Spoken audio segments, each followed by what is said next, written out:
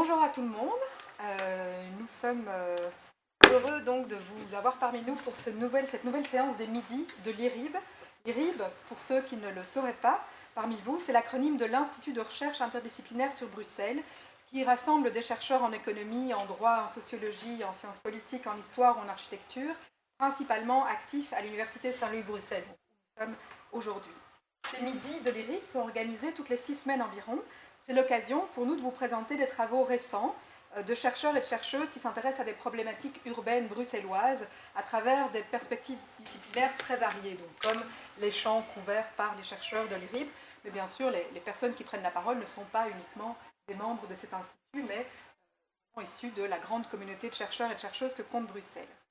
Et je vais tout de suite donner la parole à notre orateur du jour, non sans avoir présenté qui il est. Éric Vanèche, donc, est docteur en histoire de l'art, qui enseigne à la faculté d'architecture et à la faculté de philosophie et sciences sociales de l'Université libre de Bruxelles. Il y est enseignant, mais également chercheur, et à ce titre, il est co-directeur du GRESAC, qui est le groupe de recherche en sociologie des arts et des cultures, mais également membre du LIEU, le laboratoire interdisciplinaire d'études urbaines. Je pense que vous avez entendu déjà avec ces quelques mots-clés, bien sûr, pourquoi Éric va s'intéresser à des formes d'art présentes dans l'espace urbain. Il enseigne, en plus de l'ULB, il enseigne également à l'École nationale supérieure des arts visuels de la Cambre, l'ENSAF.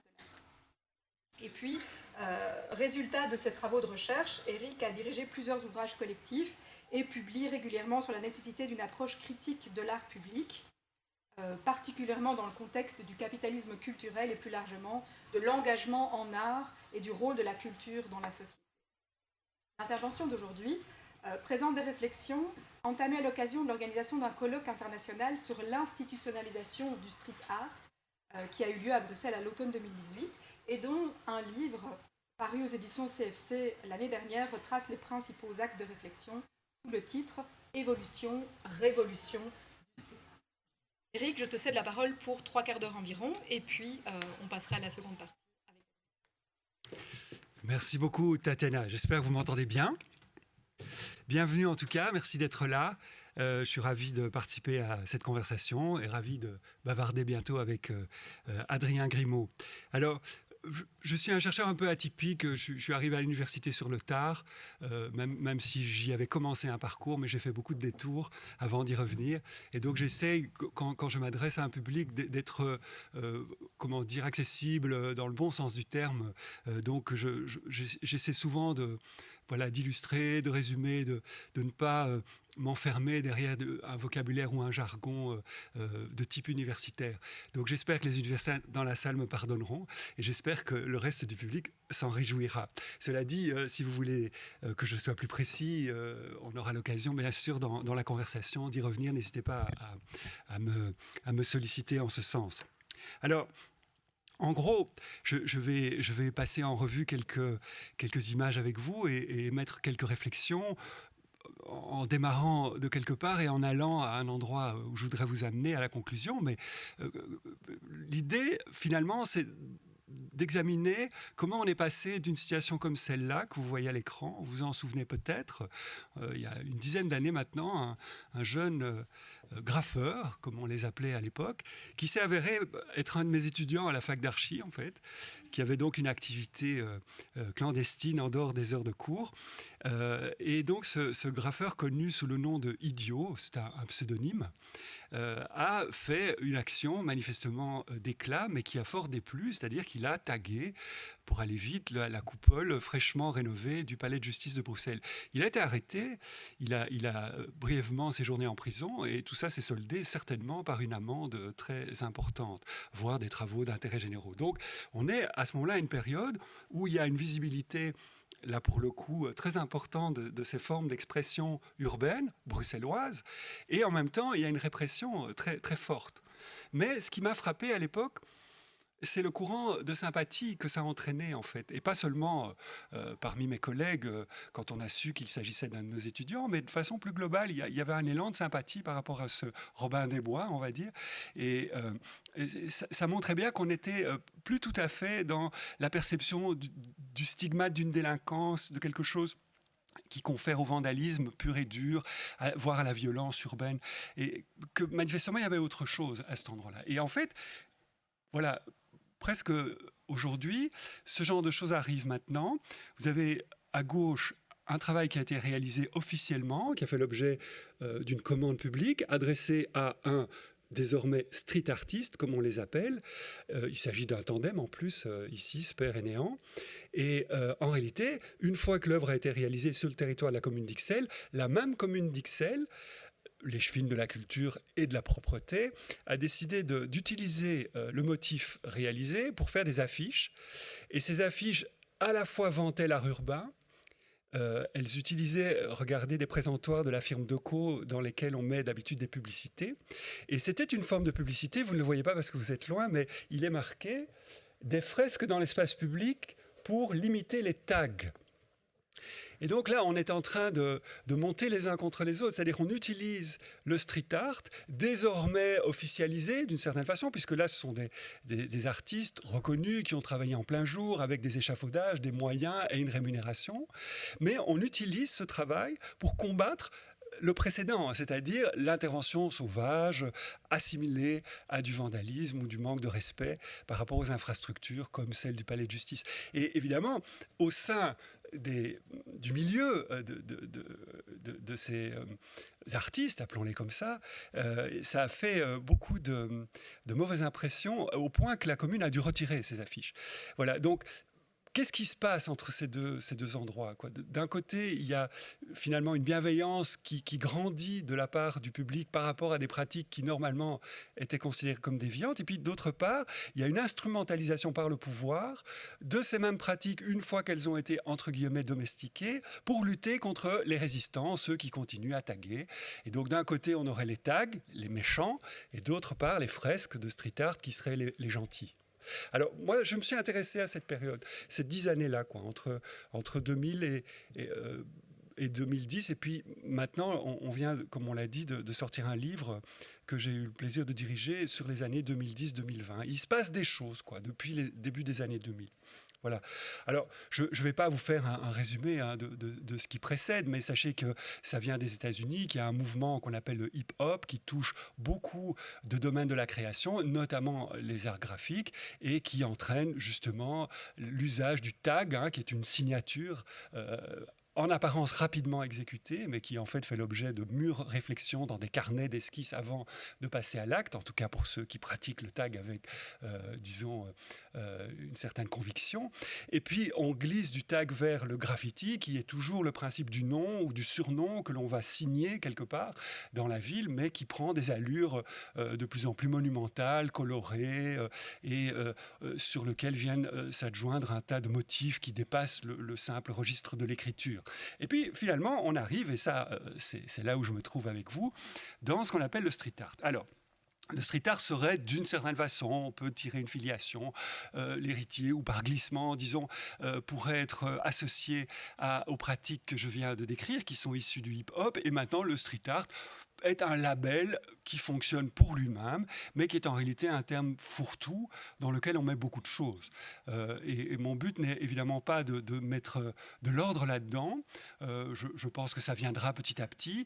Moi, ce qui m'intéresse, ce sont les acteurs qui sont à la manœuvre dans ce label aujourd'hui dit de street art. Alors, qu'est-ce qui s'est passé en gros ? Je pense c'est qu'il y a d'abord eu un décloisonnement à tous les étages. Il y a eu un décloisonnement des motifs, puisque ici, vous pouvez chercher une signature, vous ne la voyez plus. Donc, on est face à une image. Vous voyez des personnages qui se déplacent dans une ville. Donc, on est passé à la figuration. C'est pour ça qu'on dit des fresques. Donc, on est dans une imagerie qui est tout à fait différente de l'imagerie pure et dure du graffiti et du tag. Donc, il y a un décloisonnement au niveau des motifs et de l'iconographie. Mais il y a un décloisonnement aussi au niveau des techniques. Ici, on est dans la peinture, mais ce n'est pas toujours la peinture à la bombe, alors que le graffiti, normalement, on utilise la bombe de peinture, le spray. Mais il n'y a pas que la peinture, il y a plein d'autres manières de s'exprimer dans le street art qui sont tout à fait innovantes et différentes de la tradition, on va dire, graffiti et tag. On a même du textile, on a même des éléments de 3 dimensions, on a des affiches, des autocollants, énormément de choses, en fait. La limite, c'est simplement l'imagination des artistes. Et il y a un décloisonnement, et c'est surtout ça qui m'a intéressé, des attitudes. Au départ, le tag et le graffiti, ce ne sont pas forcément des gens qui sont des délinquants, mais ce sont des communautés qui se mettent en marge volontairement du système et apprécient de gripper un petit peu le système en existant, on va dire, dans un espace public qui est un peu hacké, hein, pour utiliser un terme à la mode, mais sans chercher à nuire, hein, simplement, c'est plutôt une revendication d'existence et de visibilité par rapport à une situation ressentie comme d'invisibilité. Je vais un peu vite, hein, je vous l'avais annoncé.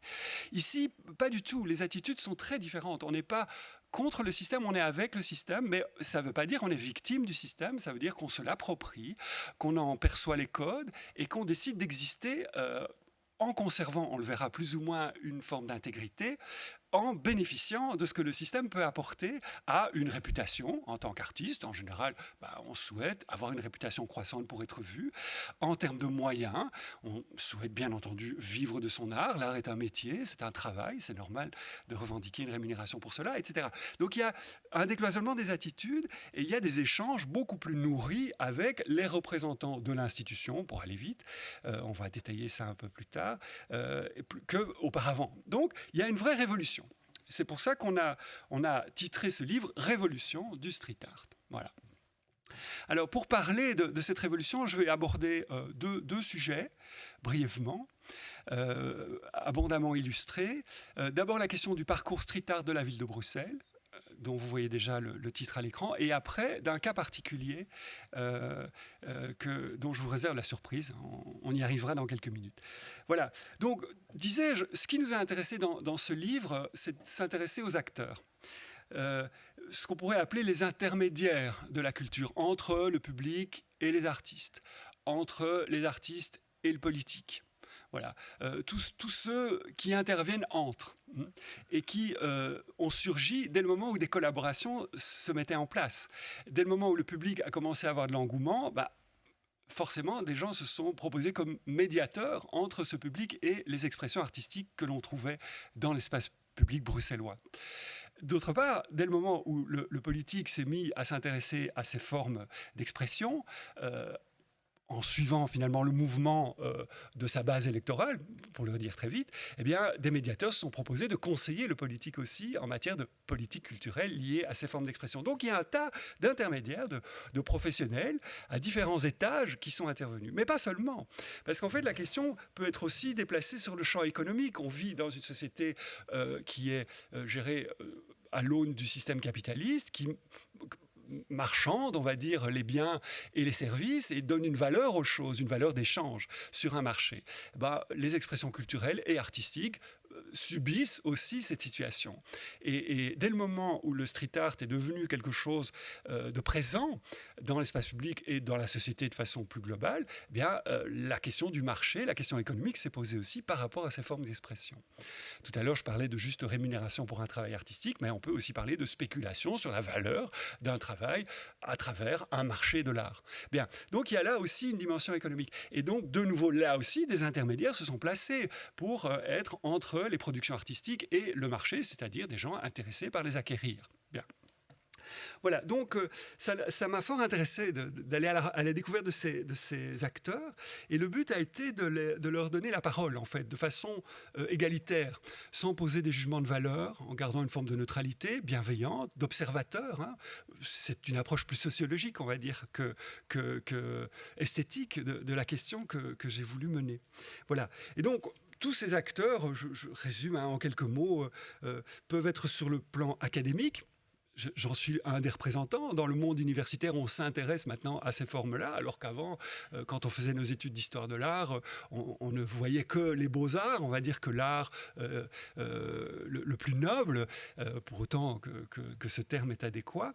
Et donc aujourd'hui, on décloisonne dans le monde académique et on s'intéresse à ce genre de pratiques, et j'espère y contribuer, à travers un mouvement qu'on appelle les Cultural Studies, c'est-à-dire un mouvement académique qui vient d'Angleterre, vu son nom, mais qui a surtout prévu de s'intéresser désormais à des formes d'expression aussi simples ou populaires que le graffiti, le tag ou la fresque de street art, et qui ne considère pas ces acteurs comme étant négligeables. Bien au contraire, on considère qu'il y a là beaucoup de choses extrêmement intéressantes à observer, notamment des stratégies de résistance par rapport à une hégémonie ou une domination culturelle venant, on va dire, d'en haut. C'est ce fameux rapport de dominant et de dominé qui a été assez théorisé par la sociologie. Bien, mais je ne vais pas détailler ça maintenant avec vous, sauf s'il y a des questions plus tard. Alors, il y a un décloisonnement sur le plan artistique aussi. En effet, il s'agit de considérer l'art comme un registre d'expression beaucoup plus ouvert qu'auparavant et aussi d'aborder toutes les questions, même les plus matérielles, liées à l'art.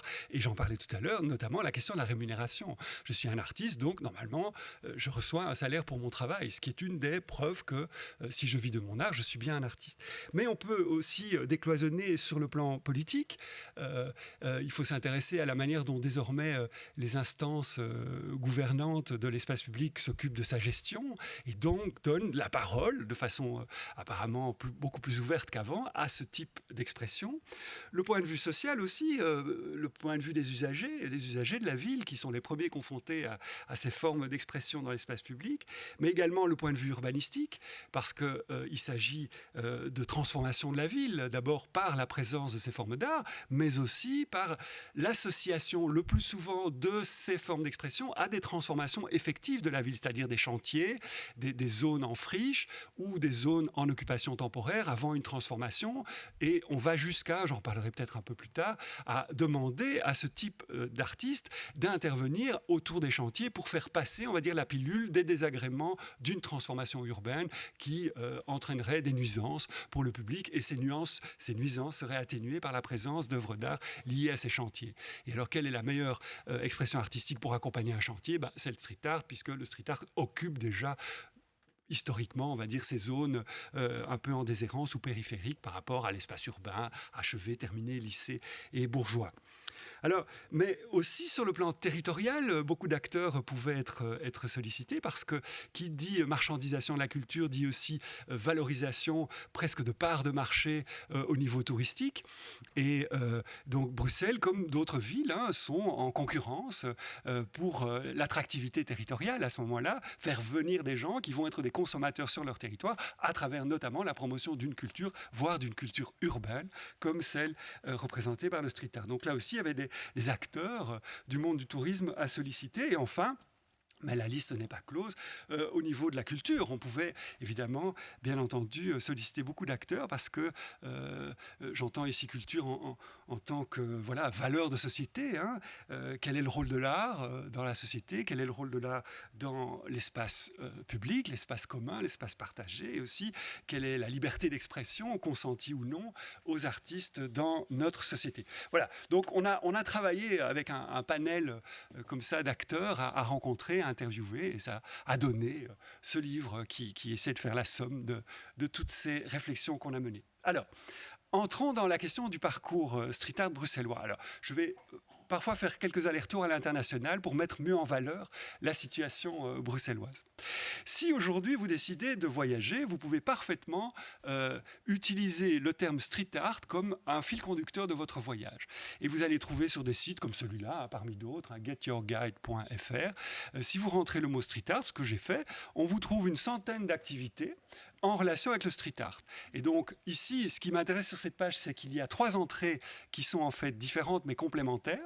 Mais si on épluche les pages de ce site, globalement, ce sont des parcours street art. C'est-à-dire qu'on vous propose d'aller dans telle ville et de faire tel tour guidé d'œuvres street art dans l'espace urbain de la ville en question. Mais ce qui m'a intéressé dans le hasard que m'a donné cette première page, mais qui était assez représentatif, c'est que vous avez un site new-yorkais officiel d'implantation d'œuvres d'art dans l'espace public, mais d'œuvres d'art au sens plus classique du terme. Donc, c'est des artistes contemporains qui ont répondu à des appels d'offres pour occuper la High Line de New York, qui est une ancienne voie ferrée en hauteur qui est convertie en promenade urbaine, mais qui est agrémentée d'œuvres d'art. Donc, il y a dans ce qu'on appelle le street art ce type d'œuvres-là aussi. Elles sont dans la rue, après tout, et c'est de l'art. Mais vous avez aussi, tout en bas, la gastronomie. Parce que vous avez la street food, comme on dit. Et ça fait partie de l'art. La gastronomie est un art. Et au milieu, vous avez un parcours street art au sens plus classique du terme. Donc voilà, maintenant que le street art est hauteur, on va dire, de la valorisation de l'art contemporain classique et de la gastronomie. Voilà où on en est. Ça, c'est la situation. Mais encore plus fort, vous pourriez très bien voyager sans vous déplacer. Vous ne devez pas aller à New York ou dans d'autres villes du monde. Vous restez devant votre ordinateur avec une bonne connexion Internet et vous allez sur un site qui s'appelle le Google Art Project avec une entrée street art. Alors, voilà, on va le faire en direct.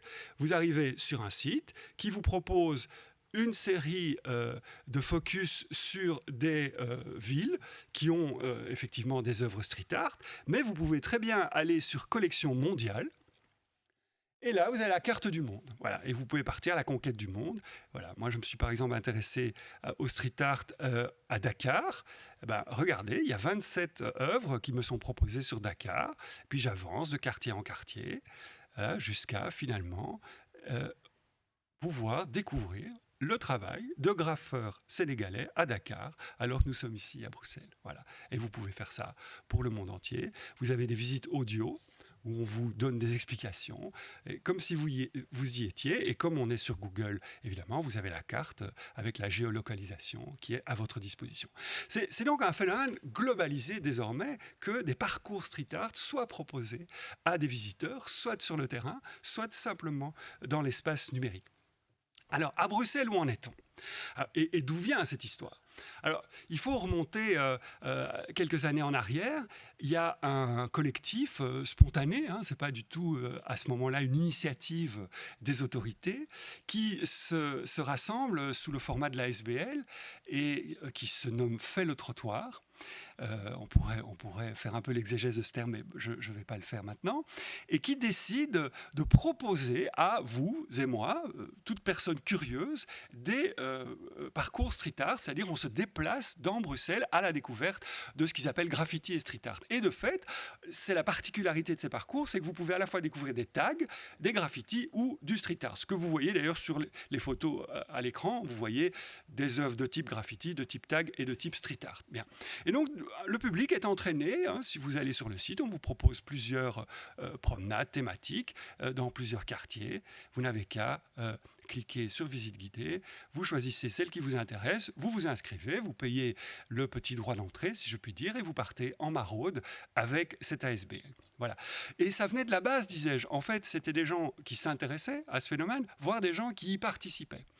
Et les discussions allaient bon train parce que le public n'était pas forcément acquis d'avance à la cause, et ça générait des discussions extrêmement intéressantes sur les questions de société dont je parlais tout à l'heure, la place de l'art, la liberté d'expression, etc. Voilà.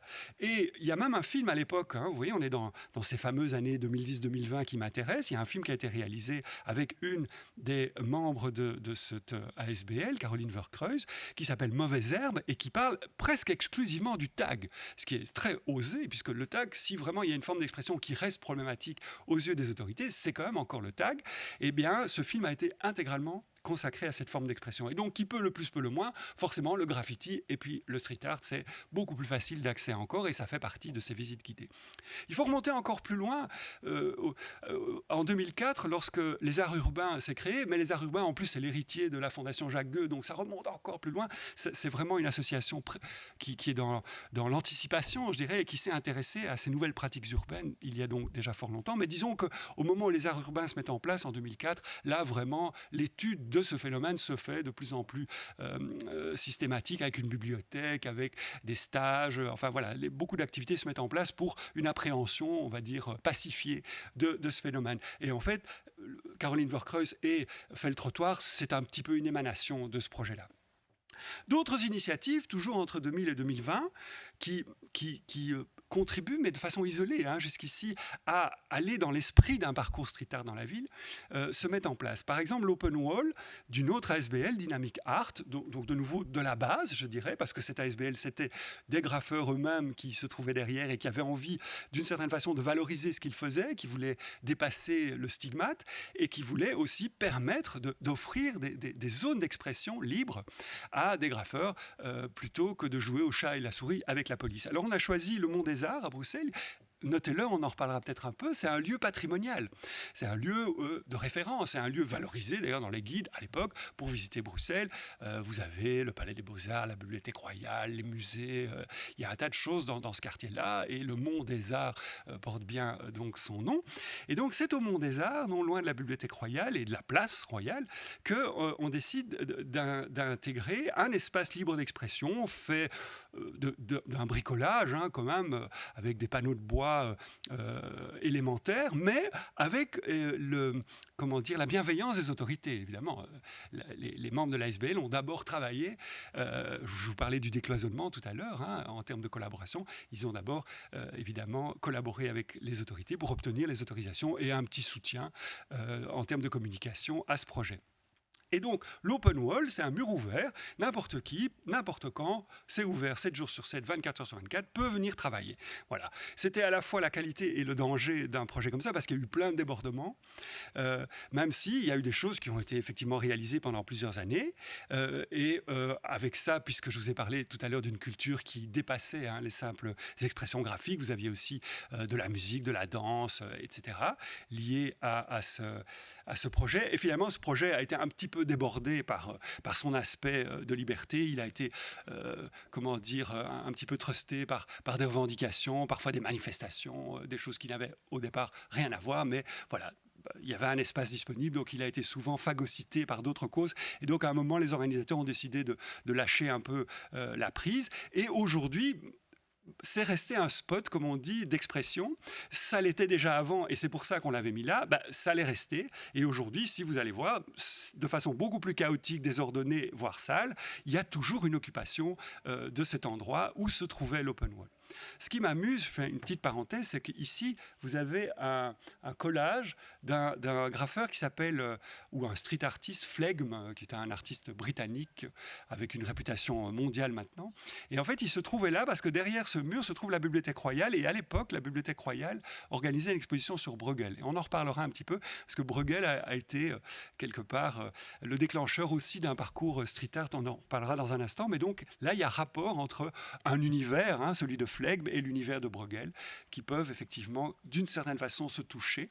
Et on a utilisé donc un street artist pour, d'une certaine façon, servir de produit d'appel à un public qui ne va peut-être pas d'habitude voir des expos à la Bibliothèque Royale et encore moins des expos de Bruegel. Mais j'en reparlerai peut-être un peu plus tard.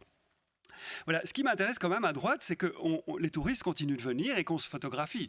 Vous voyez, papa photographie la petite dernière pendant que une ado photographie sa mère ou l'inverse à l'arrière-plan. Donc la famille fait des selfies ou des portraits sur place. Donc cet engouement public, voilà, il est là. C'est pas des gens qui sont partis en courant, effrayés par la saleté de Bruxelles. Bien au contraire, peut-être qu'ils avaient lu dans leur guide qu'il fallait passer par là pour voir des graffitis.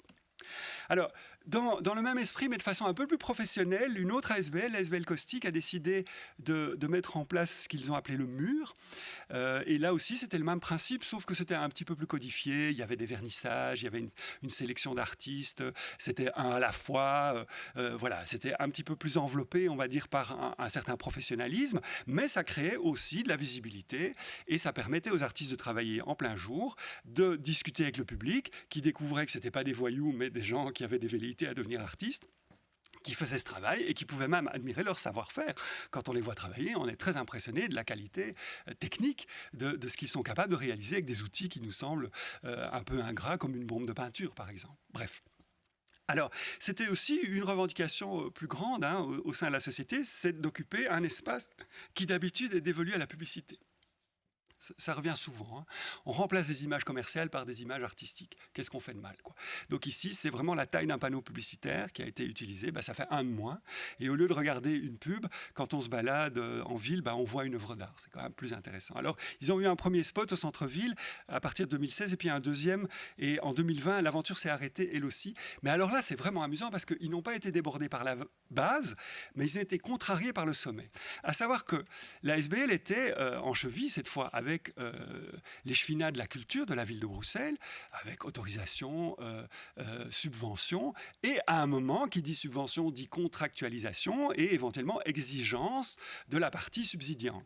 Et de fait, il y a eu un changement d'échevin, on est passé d'une échevine à une échevine, et l'échevine arrivant à demander en fait qu'il y ait un quota pour équilibrer les hommes et les femmes dans la programmation.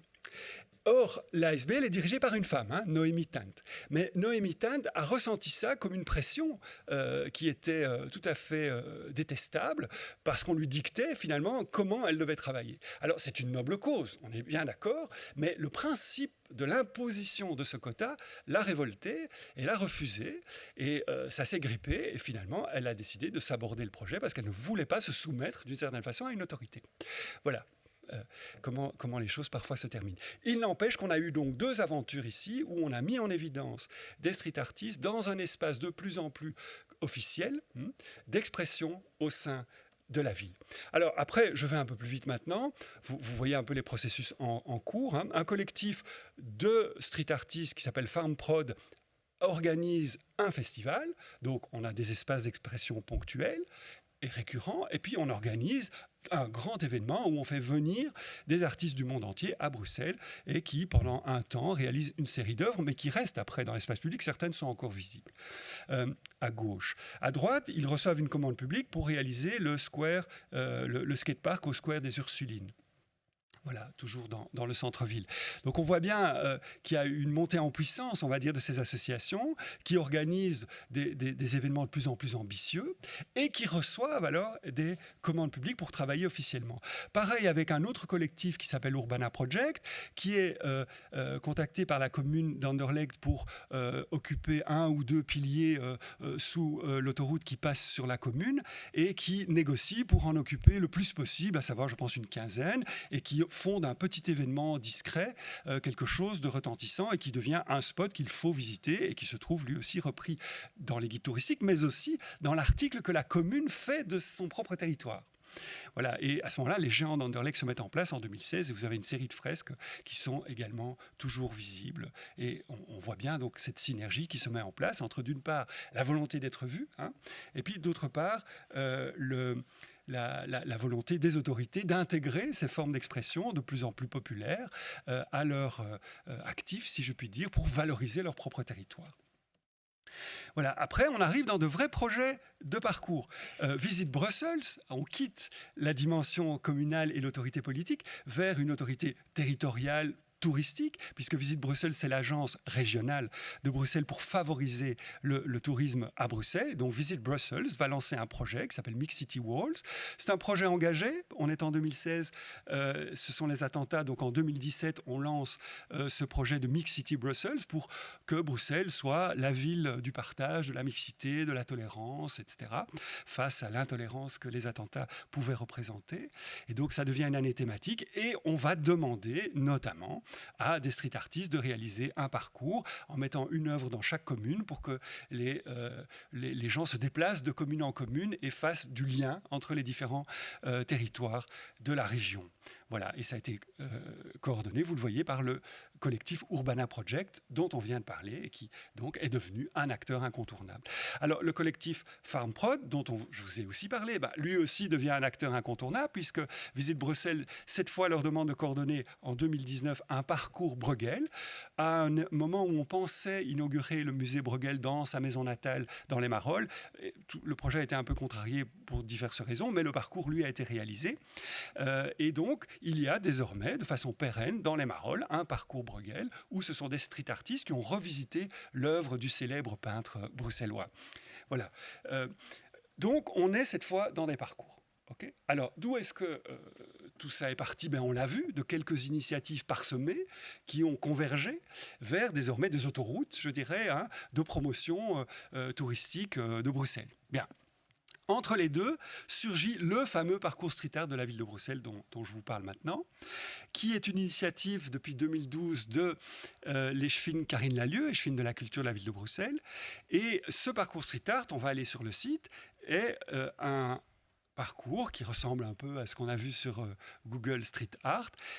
Donc vous avez un site, une carte avec de la géolocalisation, où vous pouvez décider d'aller, comme on le faisait tout à l'heure, chercher l'une ou l'autre œuvre. Vous avez des parcours, On reparlera de cette question du parcours. Donc différents parcours, il n'y en a pas beaucoup, mais il y en a de plus en plus, qui concernent des territoires ou des sujets. Vous voyez que le parcours Bruegel est relayé ici aussi. Vous avez les œuvres, donc vous avez un inventaire de toutes les œuvres. Ça sert aussi d'archive numérique. Vous avez quelques informations qui vous sont données sur l'histoire du parcours. Vous avez des partenaires. Tout ça, effectivement, fonctionne dans un système capitaliste avec des financements publics et privés qui viennent alimenter la machine. Mais vous avez également tous les artistes, par ordre alphabétique, de leur nom d'artiste, des nouvelles et la possibilité d'entrer en contact. Mais alors, encore plus fort, vous pouvez également décider de proposer un projet. Donc vous êtes artiste, vous avez envie de figurer dans le parcours, vous pouvez rentrer un projet. Ou une œuvre est apparue sur votre maison sans que vous demandiez quoi que ce soit et vous dites bah, c'est pas mal, si on l'a intégré dans le parcours, ça va faire du monde qui va passer devant la maison. Ou alors vous pouvez avoir un mur tout nu, tout seul et le regretter et demander à ce moment-là à l'autorité de trouver un artiste pour occuper votre mur. Voilà. C'est assez étonnant, parce que là, on est entré maintenant dans une interactivité entre la base et le sommet, entre le public, l'autorité, et entre les deux, les artistes et les œuvres. Voilà. Ça, c'est le parcours street art aujourd'hui, qui est assez accompli. Beaucoup de trajets a été accompli, disais-je, depuis une dizaine d'années. Mais au départ, c'était assez révolutionnaire. En fait, on estimait qu'il était temps, parce que justement, il y avait cette reconnaissance dont je vous parlais tout à l'heure, que les artistes étaient entre guillemets mûrs pour avoir ce statut-là, et que donc l'autorité bruxelloise devait se mettre en chemin pour leur proposer des conditions de travail qui soient meilleures que d'intervenir clandestinement et anonymement dans l'espace public. Donc, on a décidé de se calquer sur ce qu'on connaissait déjà, à savoir le parcours BD de la ville de Bruxelles, qui était déjà en son temps une révolution, puisqu'on érigeait d'une certaine façon la bande dessinée au rang de peinture murale, avec le lien qu'on peut faire avec la peinture, la grande peinture dans l'histoire de l'art. Pensez aux fresques des grands artistes de la Renaissance, mais vous pouvez remonter jusqu'à l'Antiquité. Donc quand on a déjà érigé la bande dessinée à ce rang-là d'expression, c'était une petite révolution dans l'espace urbain. Et bien maintenant, sur ce modèle-là, parce que c'est exactement le même modèle, géolocalisation, description des œuvres, etc., on a fait un parcours street art. Voilà. Alors, il s'agissait de proposer aux artistes désormais une rémunération, des espaces d'expression, des moyens techniques, et ça rencontrait un souhait de la part de ces artistes, effectivement, de gagner en reconnaissance et de gagner en réputation et de gagner en confort matériel en obtenant effectivement un juste salaire pour leur travail. Ça permettait de soutenir cette création, que cette classe émergente de créateurs se professionnalise en ayant des moyens pour le faire, et ça permettait aussi d'ouvrir grand la porte à une culture populaire, désormais reconnue par les autorités qui allaient contribuer à sa diffusion. Voilà. Alors, le principe est simple, il y a des appels à projets qui sont lancés, les artistes font des concours, ils remportent le concours, ou alors des citoyens proposent des murs, etc. Donc il y a un peu de tout, vous l'avez vu, qui se met en place. Et on fait appel à des experts pour différencier les différents projets et choisir celui qui sera retenu et qui occupera un mur de Bruxelles. Sachant que, je fais une petite parenthèse pour le préciser ici, cet organe, on va dire, de décision et d'appel à projet et puis d'élection du projet lauréat est la chasse gardée du cabinet de la culture, alors que la ville de Bruxelles est dotée d'un comité d'experts permanent qui s'appelle le comité des arts urbains, dont j'ai la chance de faire partie, et qui s'occupe de toute introduction d'une œuvre d'art sur le territoire de la ville de Bruxelles. C'est grand, la ville de Bruxelles, c'est vraiment la plus grande commune, c'est presque un État dans la région bruxelloise. Et donc, on traite de toutes ces matières, sauf du street art. Ça reste la chasse gardée de l'échevin ou de l'échevine. Ça montre la sensibilité de ce dossier et le fait que c'est pour eux un levier en termes de combat qu'ils souhaitent mener au sein de la ville de Bruxelles dans le cadre d'une politique mûrement réfléchie et presque protégée, je dirais, d'intervention trop extérieure. Il y a là un phénomène assez curieux, mais qui montre l'importance, à leurs yeux, de ce parcours street art. Alors, vous avez de la scène locale, de la scène internationale, vous avez des œuvres engagées, des œuvres plus sages ou plus décoratives. Ici, par exemple, vous avez deux figures qui renvoient plutôt à l'engagement de certaines œuvres. Vous avez Ihsane Jarfi, qui est représentée ici à gauche par une artiste femme, Ante Amissi. Ça, c'est aussi un combat, hein, vous vous souvenez, qui est à mener pour une représentativité plus grande des jeunes femmes ou des femmes, tout simplement, dans les street artistes. Et de l'autre part, vous avez, vous savez, Ihsane Jarfi, on en a reparlé récemment parce qu'un film a été tourné à ce sujet. C'est ce jeune homosexuel qui a été assassiné à Liège en raison de son homosexualité. Et vous avez à droite, vous le reconnaissez peut-être plus facilement, c'est plus proche dans l'actualité, c'est George Floyd, cet Afro-Américain qui a été également assassiné par la police aux États-Unis. Et là, c'est Nova Dead qui a fait ça. Or, Nova Dead est un artiste issu de ces communautés africaines, puisqu'il est d'origine congolaise. Donc, il y a là deux combats, à la fois dans le nom des artistes, hein, un combat d'inclusivité, on va dire, des représentants de l'ancienne colonie belge, et puis d'autre part, des femmes, en produisant des images qui sont des affirmations, hein, de la défense des différences, qu'elles soient de race ou de genre. Voilà. Donc, ou d'orientation sexuelle. Donc, des œuvres peuvent être engagées. Ici également quelques engagements plutôt pour le climat. Vous reconnaissez un portrait de Greta Thunberg à gauche et puis une œuvre qui fait l'éloge de la Croix-Rouge et d'un travail relatif aux cellules souches, donc la science, la santé, autres causes importantes, le climat et la santé, on connaît bien. Ce sont des choses qui nous ont concernés et qui doivent encore nous concerner, comme l'actualité nous l'a montré récemment. Voilà où on en est, mais cela dit, c'est tout de même étrange, parce que le nom parcours est un petit peu usurpé. C'est un parcours inversé, en fait. Pourquoi ? Parce que normalement, un parcours, vous vous souvenez de ma première image, quand le collectif Fait le trottoir se met en place, il repère des œuvres préexistantes et il décide d'organiser un parcours dans la ville à la découverte de ces œuvres. Bien. Mais en réalité, ici, c'est le contraire. On passe des commandes et au bout d'un moment, on a assez d'œuvres pour imaginer des parcours. Le parcours vient dans un deuxième temps, même si le nom était là dès le départ. C'est assez curieux. Voilà. Alors, ceci étant, désormais, il y a vraiment de quoi faire un parcours. Et en fait, on peut parler d'une mixité, parce qu'il y a des œuvres qui n'étaient pas prévues dans le parcours, qui y sont intégrées petit à petit. Il y a des gens qui intervenaient de façon un peu plus clandestine dans l'espace public, qui ont demandé à pouvoir intégrer avec des œuvres commandées le parcours. Donc, il y a une espèce de porosité, il y a une zone grise maintenant qui fait que ce parcours trouve sa place dans l'espace bruxellois et est relativement ouvert, en fait, à ce qu'on appelle désormais les interventions spontanées. Vous voyez, l'évolution du vocabulaire. Avant, on parlait de vandalisme. Maintenant, on parle d'art spontané. Quand il s'agit de fresques non prévues et réalisées, entre guillemets, illégalement, eh bien, certaines peuvent s'intégrer, disais-je, dans le parcours. Donc il y a une zone grise dans laquelle le politique s'autorise un peu de nuance par rapport à la règle. La règle étant qu'habituellement, si quelqu'un fait un travail sur votre façade, eh bien, vous avez le droit de demander au service ad hoc de la ville de Bruxelles de procéder à son effacement. D'ailleurs, Karine Lallieu était elle aussi, comme cette échevine ixelloise dont je parlais tout à l'heure, en charge de la propreté publique autant que de la culture. Donc elle avait un budget pour effacer d'un côté et un budget pour réaliser de l'autre. Voilà. Et effectivement, le citoyen fait parfois appel à eux et ils essayent de dialoguer, en fait, dans un premier temps, s'ils estiment, ça mériterait d'être discuté aussi, mais s'ils estiment que l'œuvre a de l'intérêt, ils peuvent entrer en discussion avec le propriétaire en essayant de le convaincre que son mur n'est peut-être pas tout à fait son mur parce qu'il est visible de la rue et que donc il fait partie aussi de l'espace commun. Et quand il est dans sa maison, après tout, il ne voit pas son mur. Donc à qui appartient vraiment le mur, ou en tout cas le mur en tant que surface d'intervention iconographique, quoi. Donc voilà. Il y a des discussions qui s'engagent et on essaye parfois de convaincre un propriétaire d'attendre un peu pour voir si l'œuvre va s'intégrer ou non, et à ce moment-là, on la mettrait dans le parcours. Donc on essaie de nuancer parfois des velléités un peu rapides à effacer.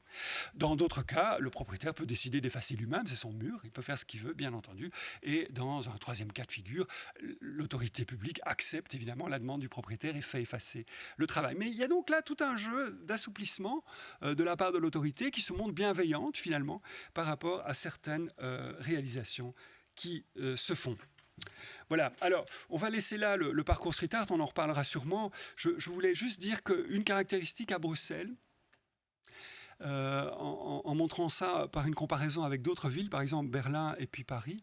Une caractéristique à Bruxelles, c'est qu'il y a une cohabitation beaucoup plus importante entre toutes les formes dont je viens de vous parler. Le parcours officiel, les parcours officieux, les œuvres clandestines, les œuvres officielles, les tags, les graffitis, le street art. Tout ça cohabite dans un partage de l'espace public qui est, je trouve, plus présent, plus net que dans d'autres capitales où les choses sont plus cloisonnées. Ce décloisonnement bruxellois est quand même quelque chose que j'ai remarqué dans cette étude, et ça correspond à l'esprit de notre belle capitale, dans le fond, hein, cette ouverture d'esprit, le fait de ne pas se prendre au sérieux, le fait d'être capable de gérer une cohabitation parfois d'éléments contrastés.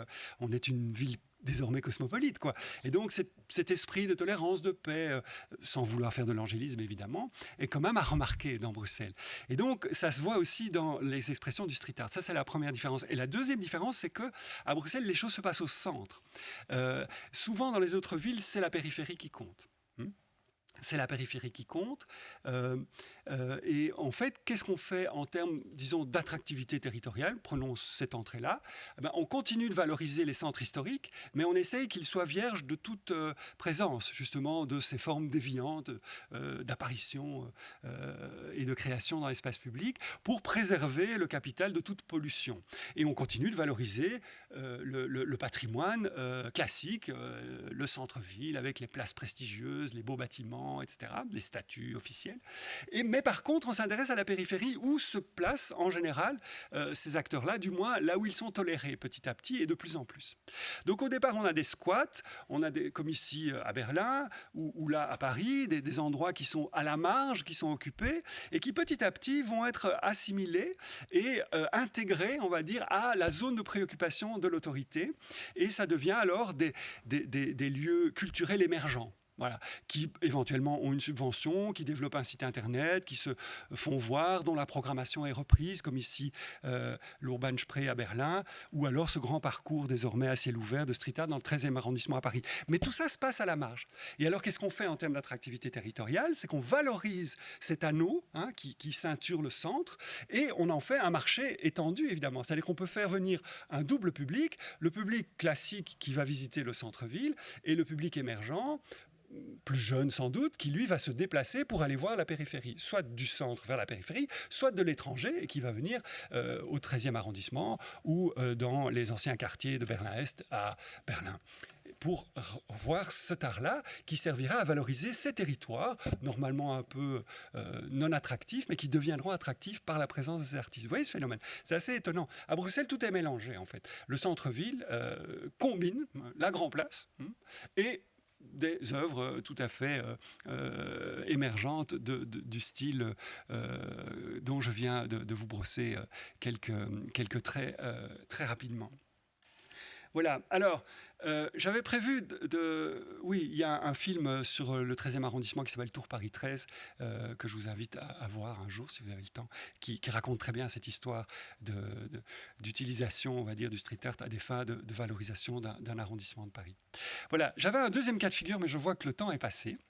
Donc, je propose éventuellement commencer le débat maintenant, parce que je pourrais, dans les réponses à mes questions, peut-être convoquer ce deuxième cas de figure qui, pour quand même vous en dire un mot, prenez le point de vue de l'artiste d'une certaine façon. Là, on a eu plus le point de vue de l'autorité. Comment est-ce qu'on crée un parcours street art dans une ville comme Bruxelles et pourquoi? À quelle fin? Et qu'est-ce que ça entraîne comme modification des interactions entre les différents acteurs?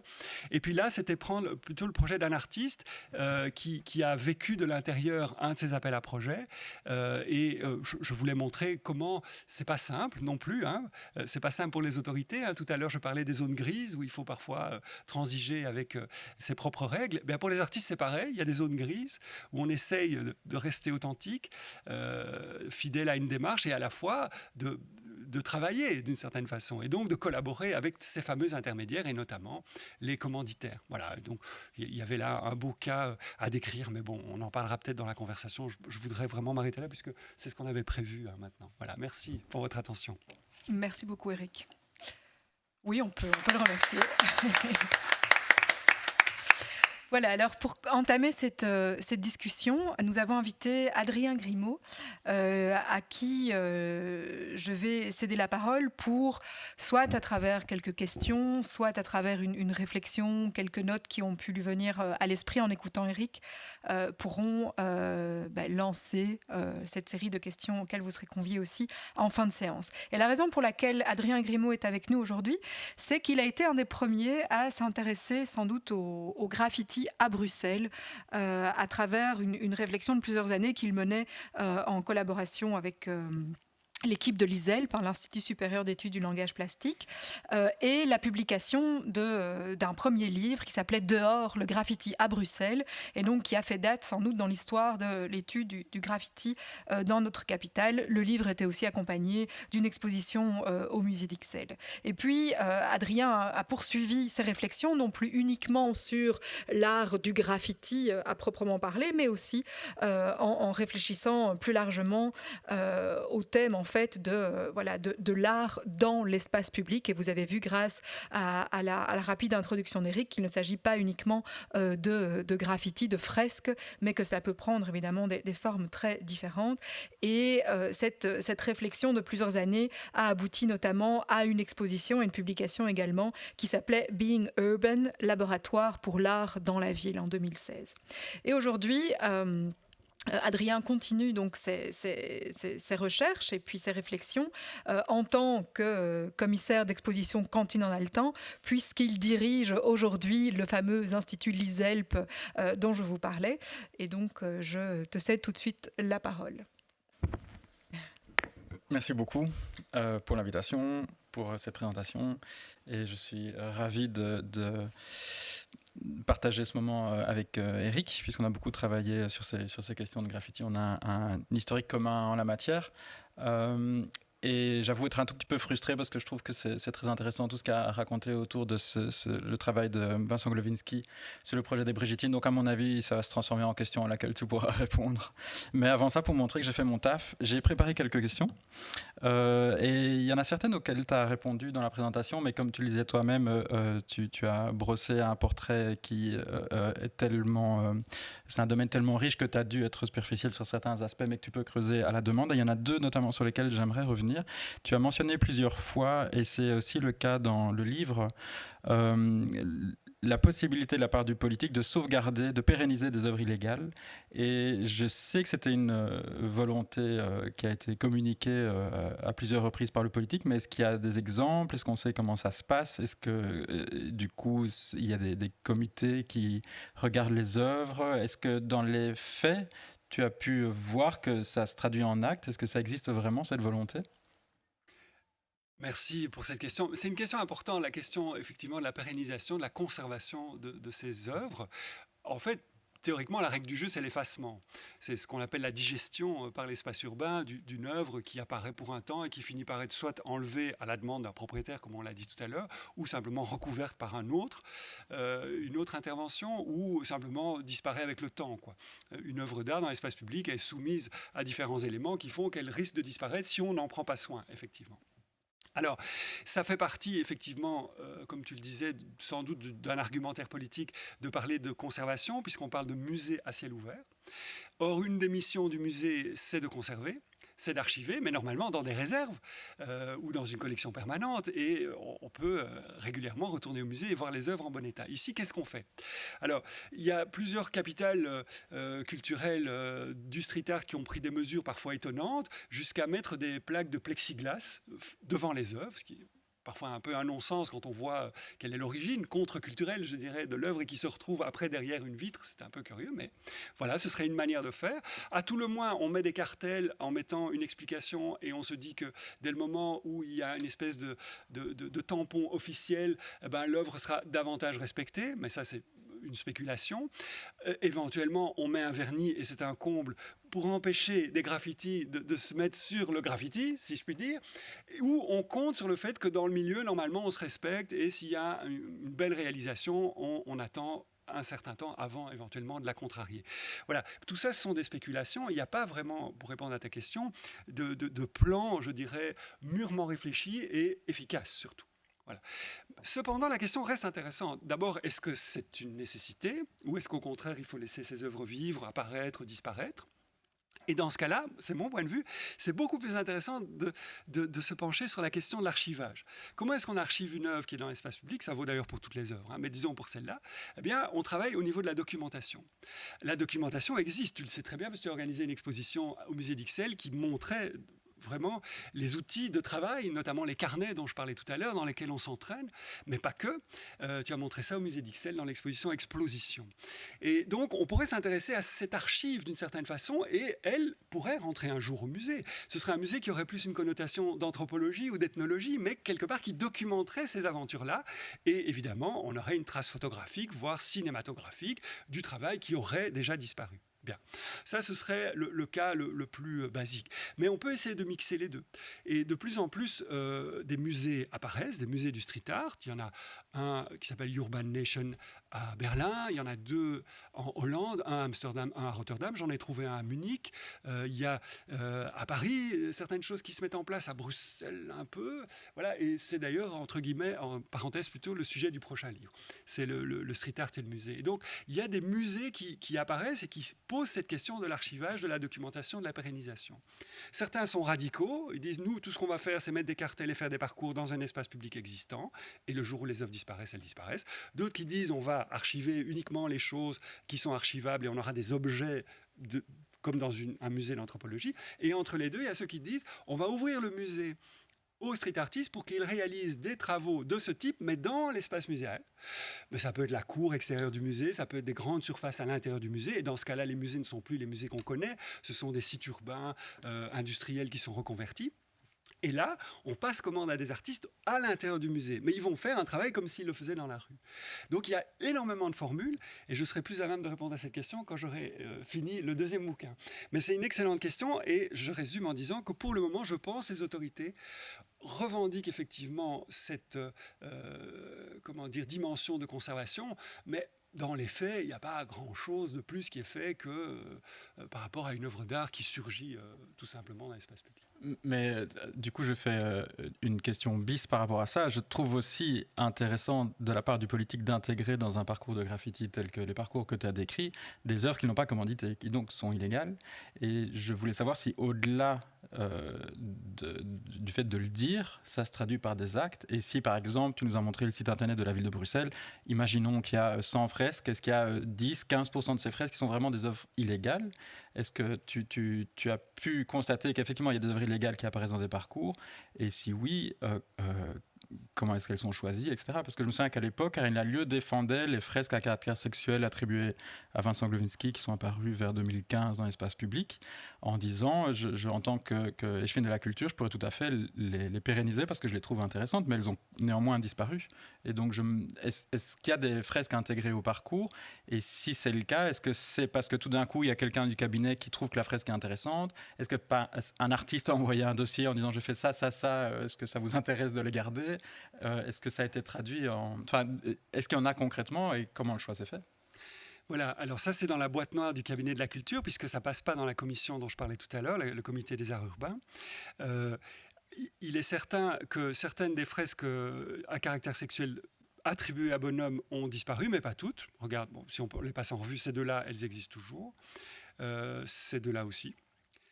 Ça, je ne suis plus sûr. Je pense que celle de gauche certainement a été effacée, celle de droite, je ne sais plus. Voilà, celle-là, elle existe toujours, mais là, c'est moins sexuel. Et puis, on arrive à d'autres choses. Donc, effectivement, à l'époque, surtout par rapport à celle-là, Karine Lallieu est sortie du bois par rapport à d'autres échevins qui, eux, étaient radicalement contre, en disant que, voilà, ça fait partie, des choses à observer sur la scène urbaine, et donc pourquoi les effacer directement, ou ne peut-on pas considérer qu'on puisse les conserver ? Alors, est-ce qu'elles sont reprises ou pas dans le parcours ? Mais ça, il suffirait d'aller voir. Donc, si on va dans le parcours, qu'on prend les artistes et qu'on va sur Bonhomme ou Glowinski, alors il est là sous le terme Bonhomme, qu'est-ce qu'on trouve ? Voilà. Celle-ci, à mon sens, elle est illégale. Elle n'a pas été commanditée. Oui.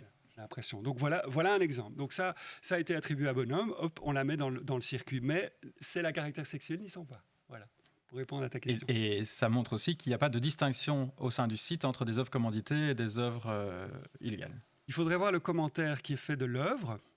Mais ici, est-ce qu'il y a un commentaire qui est fait sur l'œuvre? Ça, c'est juste la photo. Peut-être dans le commentaire, mais à mon avis, non. Parce que celle-ci aussi, elle est illégale. Voilà. Non. Une des différences, c'est qu'il n'y a pas de commentaire. Alors qu'en général, quand c'est une œuvre qui fait l'objet d'une commande, il y a quand même une explication qui est donnée. Il y a une notice de musée, on va dire. Là, apparemment, ils ne l'ont pas faite. Ils auraient pu, hein.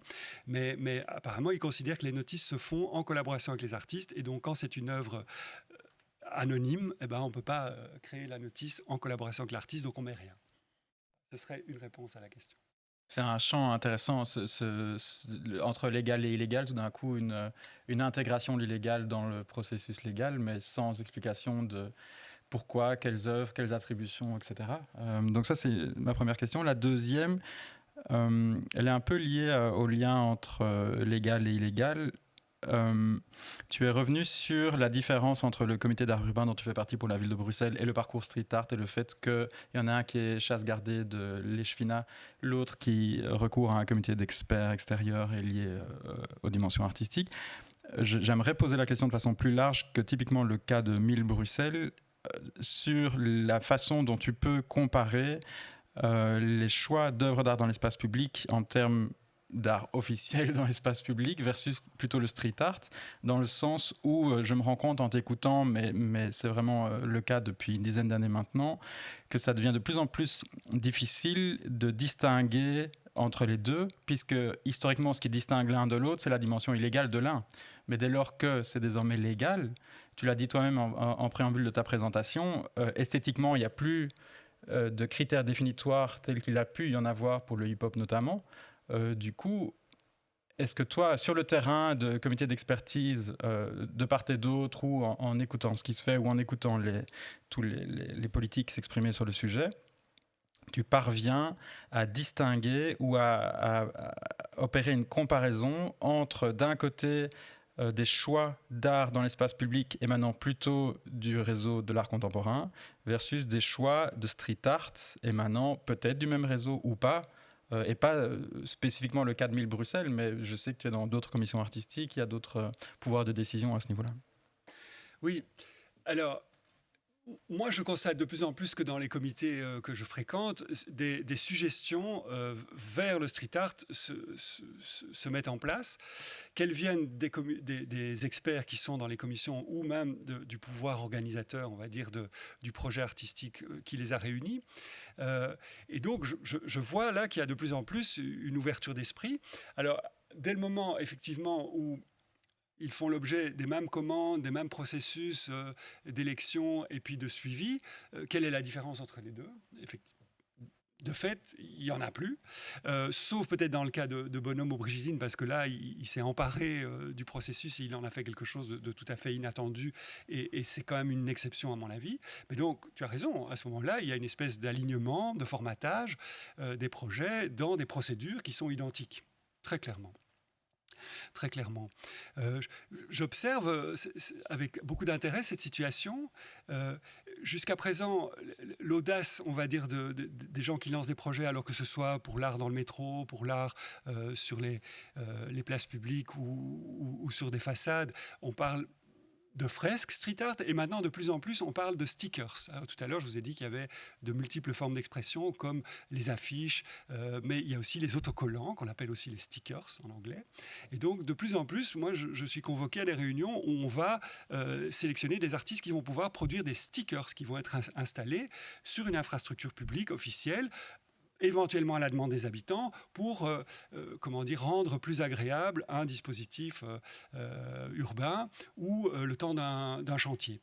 Donc voilà, ça s'ouvre maintenant aux stickers. Donc il y a manifestement une ouverture, très clairement. Mais ça n'est pas parce qu'on s'ouvre à ces formes d'art qu'on revoit les protocoles. Et donc, effectivement, à ce moment-là, il y a un formatage ou une adaptation au protocole en place. C'est d'ailleurs ce qui avait fort gêné Bonhomme, c'est de se retrouver pris au piège d'un système, un processus qui, quelque part, lui semblait, à juste titre sans doute, le priver d'une forme de liberté qu'il avait et qui était totale quand il était anonyme. Quand vous intervenez la nuit, à part la possibilité de vous faire attraper par la police, vous avez en fait toute liberté. personne ne vous a demandé d'intervenir, donc vous faites ce que vous voulez. Voilà. Et ça, dans l'art, c'est très important, cette question de la liberté de la création. Mais cette liberté, elle est contrainte en permanence. Dès le moment où vous entrez en dialogue avec d'autres gens, il y a une réduction de votre capacité de vous exprimer librement. Et dans les commandes publiques, pour les artistes, c'est très contraignant, parce qu'il faut tenir compte d'un certain nombre de choses. Alors, a fortiori pour un street artiste qui a l'habitude de travailler sans contrainte, se retrouver dans une machine aussi contraignante qu'un contrat d'œuvre à réaliser dans un espace public, ça peut être violent, c'est évident. Mais paradoxalement, je me rends compte en t'écoutant que ce qu'on considère comme engagé de la part du graffeur n'est pas tellement dans le contenu de son image, mais dans le fait de poser légalement son image dans l'espace public. Et dès lors que le graffeur répond à un dossier de commande légale, souvent on va écarter ces dossiers dans des commissions de sélection parce qu'on va les trouver décoratives, parce que la charge politique du discours tenait dans le fait de le poser illégalement. Donc oui. En fait, c'est pas tellement pour des enjeux de contenu que le graffiti est mis de côté, mais plutôt pour des enjeux esthétiques, paradoxalement. Oui, c'est très intéressant. De fait, on peut trouver les œuvres de street art parfois un peu, comment dire, douces, moins rugueuses en tout cas que le principe du graffiti, qui en plus... Le graffiti était réservé aux gens qui étaient capables de les déchiffrer, donc à une forme de communauté qui partageait les mêmes codes, etc. Donc une forme d'élite, malgré tout. Alors que le street art, ce sont des fresques figuratives, tout le monde peut les lire facilement et les comprendre. Et donc la seule charge, comme tu le disais, subversive de ces fresques, c'est d'apparaître sans autorisation.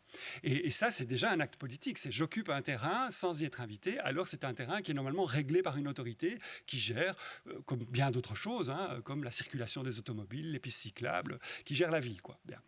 Donc, dès le moment où on n'est plus dans cette apparition, dans ce surgissement, toute cette charge, je dirais, cette puissance de subversion disparaît, c'est évident. En plus, le choix des motifs, souvent, est édulcoré, peut-être du chef même des artistes. Qui, quelque part, procèdent, comme dans d'autres cas, souvent à une autocensure dès le moment où ils sont entraînés dans un système de commande publique. Donc oui, en effet. Et à ce moment-là, le fait d'alimenter ponctuellement ce type de parcours d'œuvres dont la présence n'a pas été commanditée, c'est une manière de recharger, je dirais, en subversivité et donc en force le système et la machine. Oui, ce serait intéressant de le voir dans cet état d'esprit, c'est sûr. Ou à l'inverse d'aller chercher un type d'esthétique de l'espace public que l'on peut accepter en termes politiques pour mieux dire que ce qu'on fait légalement ressemble aux gestes illégaux et effacer en parallèle tout ce qu'on considère moins acceptable, tu vois. Je ne suis pas sûr que les fresques illégales qui sont valorisées sur les sites sont les fresques les plus déconcertantes aux yeux du politique. Mm-hmm. Ceci étant, c'est juste, mais moi je trouve pas ça grave, parce que justement, je préfère l'accumulation de strates que le grand remplacement, pour utiliser un mot à la mode. Et donc, à Bruxelles, c'est possible. Il y aura toujours les balades organisées par Fait le Trottoir, qui vont être plus audacieuses peut-être dans leur circuit et qui vont intégrer tag, graffiti et pas seulement les fresques. Et puis d'autre part, il y aura le parcours officiel. Mais en fait, il y a une cohabitation possible.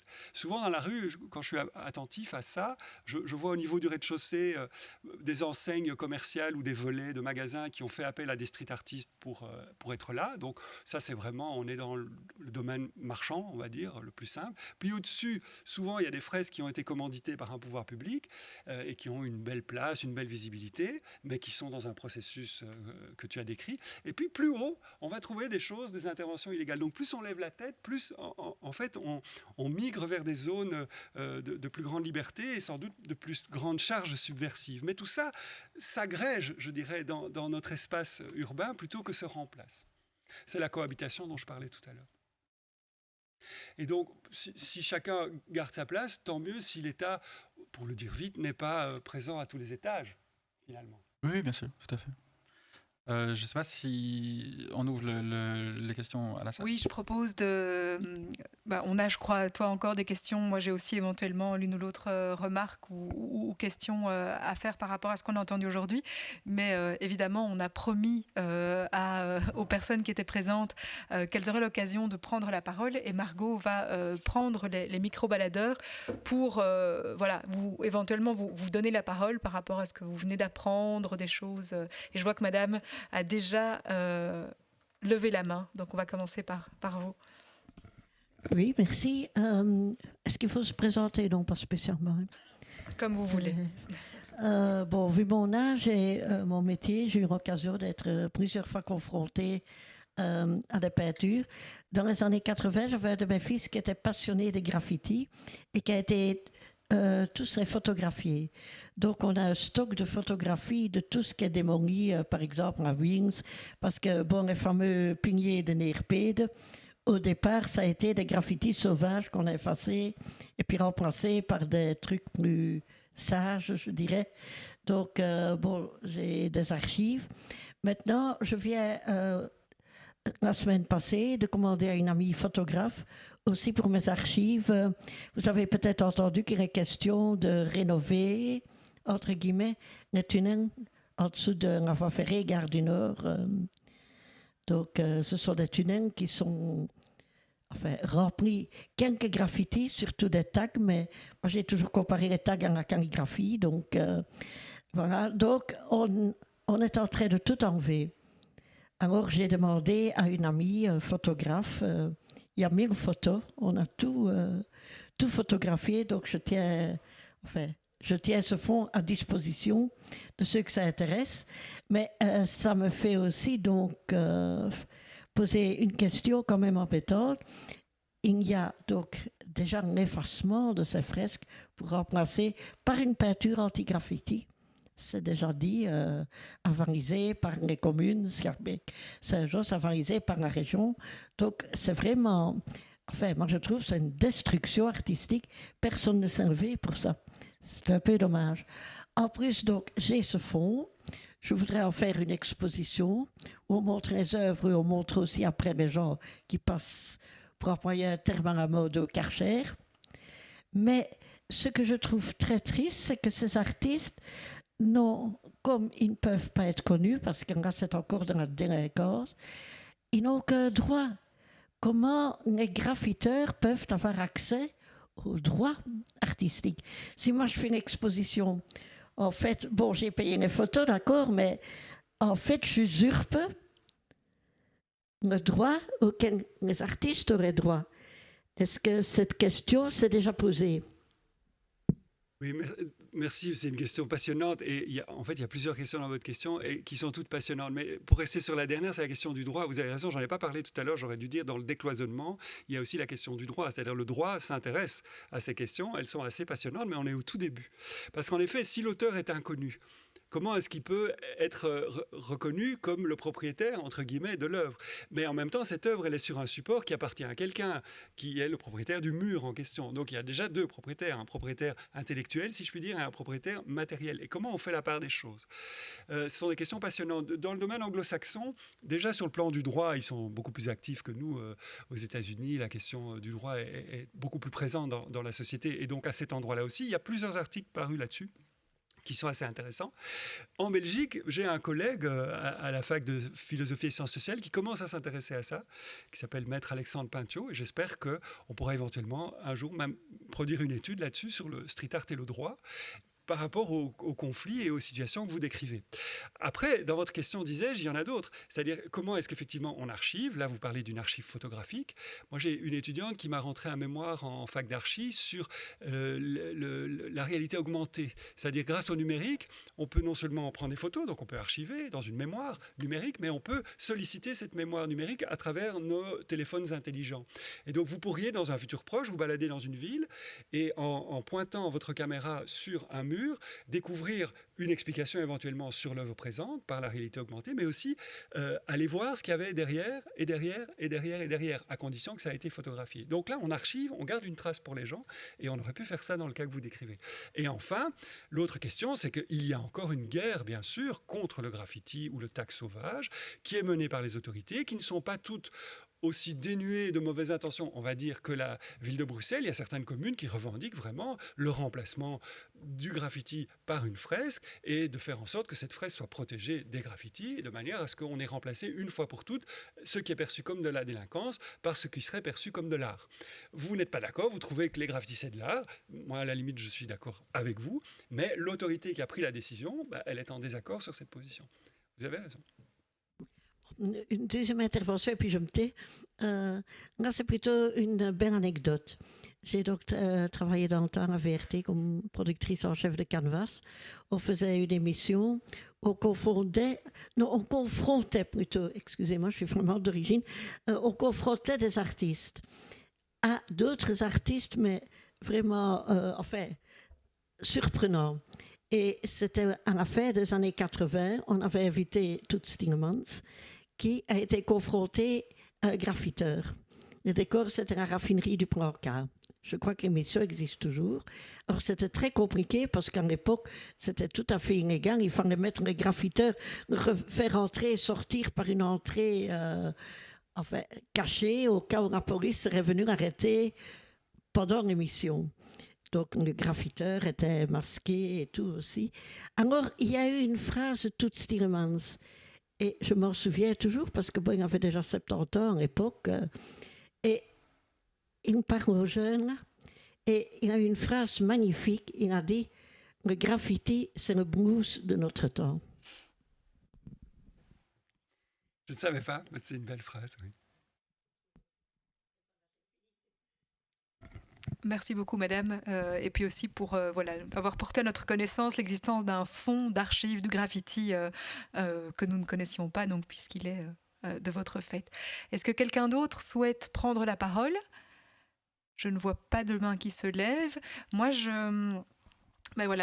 j'avais deux remarques ou deux questions de réflexion supplémentaires, mais que je pense qu'on ne va pas développer trop longtemps vu qu'il est bientôt l'heure. La première, c'était justement, je crois qu'elle aurait pu être développée avec le deuxième exemple donc de Vincent Glowinski, alias Bonhomme, et de l'immeuble des Brigittines.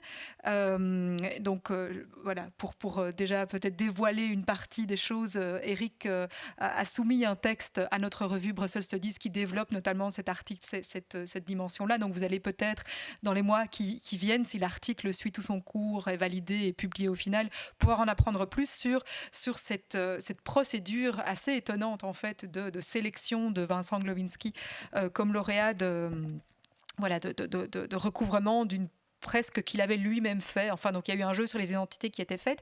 Et la question ou la réflexion que je me faisais, c'est que ce qu'on n'a pas encore entendu ici dans cet exposé, c'est la coexistence de ces pratiques légales, donc des commandes ou illégales, et comment les artistes eux-mêmes gèrent cela. Donc c'est intéressant aussi de voir comment, et je serais curieuse de voir comment, soit à travers l'utilisation de noms différents, de la production de discours pour légitimer des pratiques et des commandes, ces artistes qui peuvent être donc reconnus et sélectionnés par les pouvoirs publics pour des fresques tout à fait légales, conservent malgré tout une pratique illégale, et donc on a aussi ces enjeux de positionnement, je trouve, associés au street art. Donc voilà, je ne sais pas s'il faut pas spécialement développer plus, mais ma deuxième réflexion, c'était aussi la question des rôles des publics. Je pense qu'on a touché à quelque chose aussi lorsque toi ou Adrien poser la question aussi de la propriété des façades, des murs sur lesquels se posent ces fresques ou ces graffitis dans le cas des œuvres illégales. C'est très intéressant aussi parce que, au-delà des questions juridiques, c'est peut-être à travers ces formes d'art contemporaine-ci, que se pose pour la première fois de manière aussi évidente la question de la voix des publics. Avant, dans les musées, etc., c'est des gens qui sont volontaires pour aller découvrir des œuvres, tandis qu'ici, quand cet art se donne à voir dans l'espace public, alors avec les monuments, c'était déjà le cas, mais ici, on est en plus parfois sur des façades privées, les citoyens peuvent aussi vont peut-être être amenés à avoir de plus en plus un rôle à jouer. On parle aujourd'hui, par exemple, de sciences citoyennes dans d'autres domaines des sciences sociales, et donc d'implication des citoyens dans des prises de décision, dans la production de connaissances. D'une certaine manière, peut-être que grâce à ces nouvelles pratiques artistiques, les publics vont pouvoir aussi trouver un autre rôle que celui qui lui était assigné jusqu'à présent, c'est-à-dire un rôle assez passif généralement. Donc voilà, deux réflexions. Oui, en effet, tout ce que tu dis est tout à fait pertinent dans l'enquête qu'on a menée. On n'a évidemment pas pu tout développer ensemble, mais ce sont des dimensions qui font partie de la recherche. Et le cas de Glowinski rassemble en fait un petit peu tous ces aspects-là. Alors sur la double identité, oui, les artistes se débrouillent, ils s'approprient, ils ne se laissent pas faire, quoi. Ils ont bien raison. Donc ils cohabitent avec une autorité tout en, d'une certaine façon, étant capables de la remettre en cause. Et dans le cas de Glowinski et d'autres, c'était facile aussi, puisqu'en général, c'est des gens qui ont un surnom, une double identité déjà au départ, donc ils peuvent d'une certaine façon continuer à avoir une attitude pas schizophrène, mais disons un peu ambiguë, entre le jour et la nuit, pour le dire vite. Ici, entre Vincent Glowinski, qui est son nom d'artiste désormais officiel, et puis Bonhomme, qui est son nom de graffeur à l'époque où il travaillait dans la clandestinité. Mais en réalité, Bonhomme n'a jamais tout à fait disparu. Il est encore là, d'une certaine façon. C'est deux faces de la même personne. Hein. Donc voilà, il y a déjà la manière de résoudre ça par la situation de départ, qui est de prendre un surnom et donc d'avoir un double, pas maléfique, mais du moins un double tout de même, qui intervient la nuit alors qu'on a une existence le jour. Et puis, dès le moment où on devient un artiste reconnu, on peut garder ce double quelque part en soi pour intervenir. C'est vraiment intéressant. On pourrait développer ça d'ailleurs de façon plus avancée encore.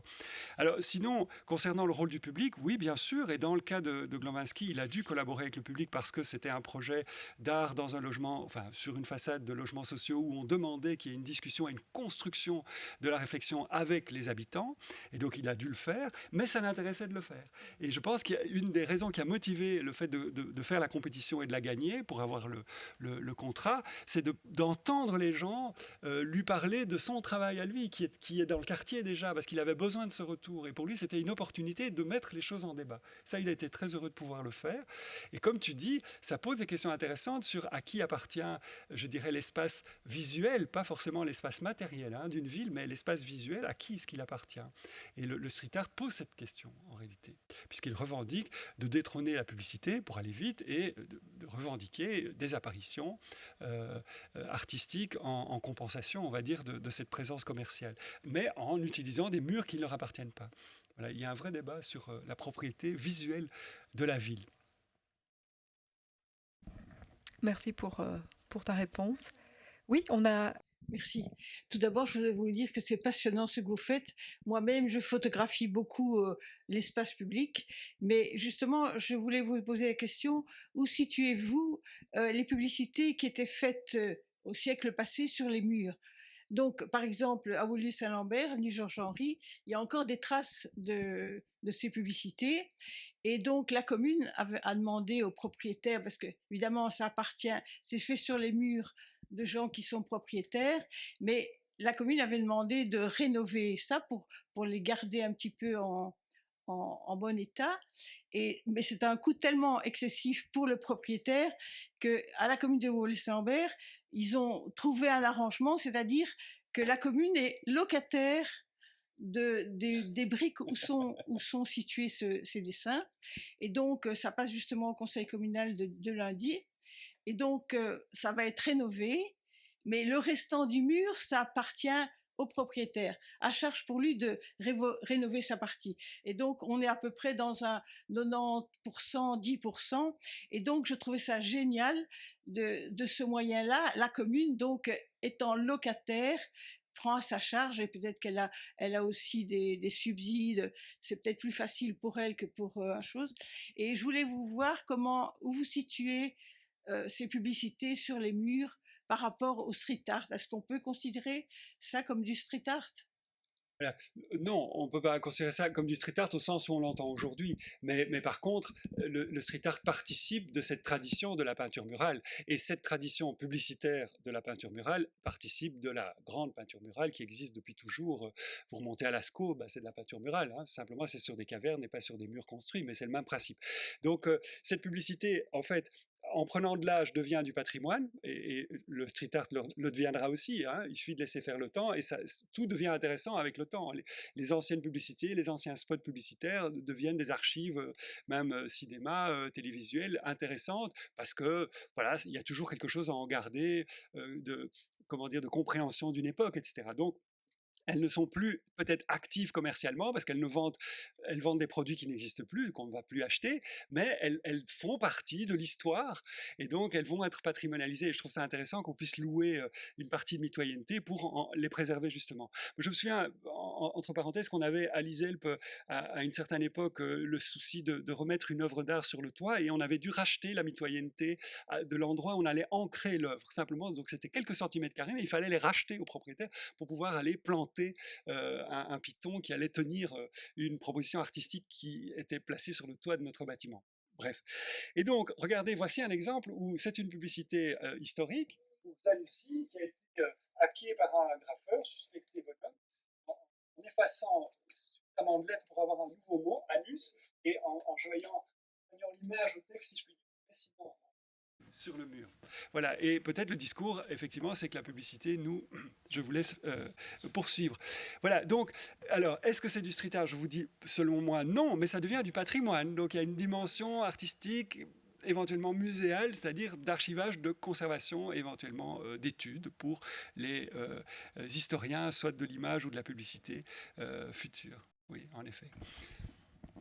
Merci beaucoup. Je propose que l'on termine la séance sur cet exemple justement intéressant de la question de la patrimonialisation et de ces œuvres qui restent ou qui sont digérées par la ville au fil des années. Merci d'abord à nos deux invités d'avoir partagé avec nous leurs connaissances et puis pour ces échanges limités mais néanmoins très, très intéressants autour de l'intervention d'Éric Vanèche.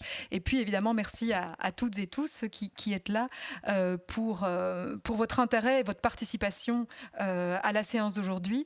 N'oubliez pas évidemment que cette séance et les précédentes sont disponibles sur la chaîne YouTube de l'IRIB. C'est facile via le site irib.be ou YouTube. Vous tapez IRIB, Midi de l'IRIB plutôt, et vous tomberez sur ces enregistrements. Et donc vous pouvez aussi les partager. Par exemple, si vous avez trouvé la séance d'aujourd'hui très intéressante, faites-la circuler autour de vous. Ça nous fait bien plaisir. Sur ce site irib.be, vous allez aussi trouver toutes les informations pratiques pour la prochaine ou les prochaines séances. Et en l'occurrence, nous nous retrouverons le 24 mai pour une séance portant sur toute autre chose, c'est-à-dire les pétitions en ligne contre le survol de Bruxelles. Une conférence préparée par Olivier P. du Crespo, ici chercheur à Saint-Louis, avec comme discutant Frédéric Dobrousquez de l'ULB. Les informations pratiques donc sont sur lirib.be et puis il me reste à vous souhaiter un très bon après-midi et à bientôt. Merci.